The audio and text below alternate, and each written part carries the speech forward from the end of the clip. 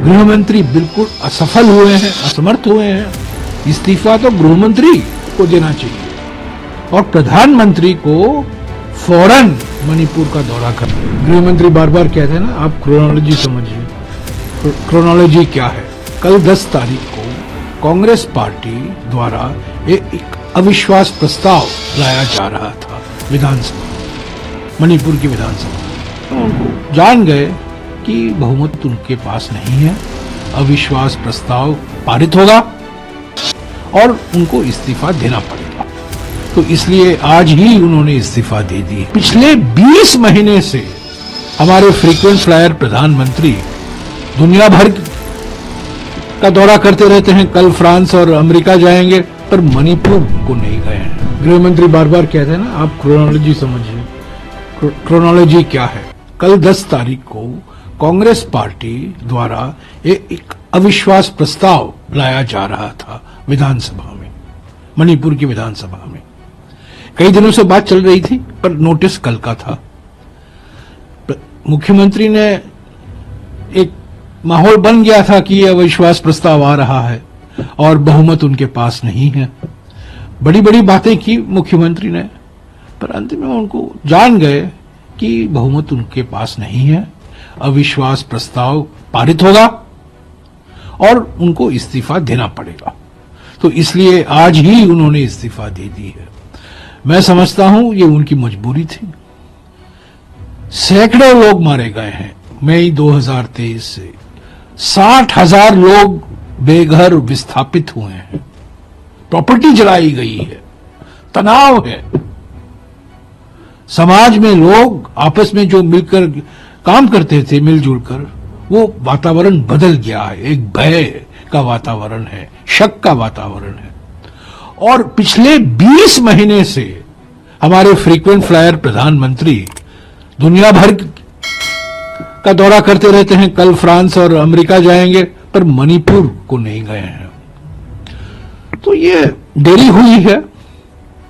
इस्तीफा, मुख्यमंत्री की इस्तीफा जो अभी दिया गया है उसमें देरी हुई है, पर जिम्मेदारी तो गृह मंत्री की है। गृह मंत्री थी, ये तो एक कठपुतली थे बीरेन्द्र सिंह। असली सूत्रधार तो गृह मंत्री थे, उनको तो सारा आउटसोर्स किया था प्रधानमंत्री ने। गृह मंत्री क्यों अपनी जिम्मेदारी नहीं पहचानते हैं?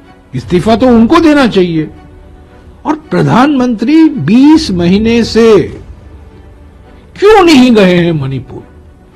सब देशों, दुनिया भर का भ्रमण कर रहे हैं, हर राज्य में जा रहे हैं, चुनावी प्रचार कर रहे हैं, उद्घाटन कर रहे हैं, इनॉग्रेशन कर रहे हैं, पर मणिपुर नहीं गए हैं। और अभी अभी मैंने पढ़ा 20 तारीख को, यानी कि फरवरी 20 को वो गुवाहाटी जाने वाले हैं। गुवाहाटी से इम्फाल तो आधे घंटे का बिल्कुल प्लेन राइड है प्राइम मिनिस्टर के जहाज में। वो मणिपुर क्यों नहीं जाते? तो ये इस्तीफा पहला कदम है। मणिपुर में स्थिति इतनी बिगड़ गई है कि मैं नहीं समझता हूं कि एक नया मुख्यमंत्री आने से कोई फर्क पड़ेगा। सवाल यह है कि इतनी भारी बहुमत मिलने के बाद भी फरवरी 2023 को जनादेश मिला था बीजेपी और उनके सहयोगी दलों को, एनडीए को, भारी बहुमत, प्रचंड बहुमत, पर उसके बावजूद 15 यानी कि फरवरी 2022 को जब चुनाव हुआ था, 15 महीने के अंदर मणिपुर जलने लगा। क्यों? कारण क्या है? तो ये मौलिक कारण देखने की जरूरत है। प्रधानमंत्री ने अपनी जिम्मेदारी कबूल नहीं की है। गृह मंत्री बिल्कुल असफल हुए हैं, असमर्थ हुए हैं। इस्तीफा तो गृह मंत्री को देना चाहिए और प्रधानमंत्री को फौरन मणिपुर का दौरा करना चाहिए। मणिपुर में जाएं, लोगों से मिले, अलग अलग राजनीतिक दलों से मिले, बातचीत करें, नागरिक संस्थाओं से बातचीत करें, एक संकेत दें कि वो चिंतित है। और मणिपुर को बार बार कहते हैं डबल इंजन सरकार, डबल इंजन सरकार। वहां तो कोई इंजन नहीं है, केंद्र का इंजन भी नहीं है और राज्य सरकार का भी इंजन नहीं है। तो आप लोग समझते हैं विपक्ष की एक जो मांग थी उसकी थोड़ी सी पहली जीत आप नहीं, ये तो 20 महीने पहले से हम ये मांग कर रहे हैं। मई 2023 से मैंने खुद मांग की है कि मुख्यमंत्री को इस्तीफा देना चाहिए, जरूरी है। जब तक ये मुख्यमंत्री रहेंगे कोई परिवर्तन नहीं आएगा, कोई बदलाव नहीं आएगा, कोई गुंजाइश नहीं है। तो ये मांग हम करते आ रहे हैं।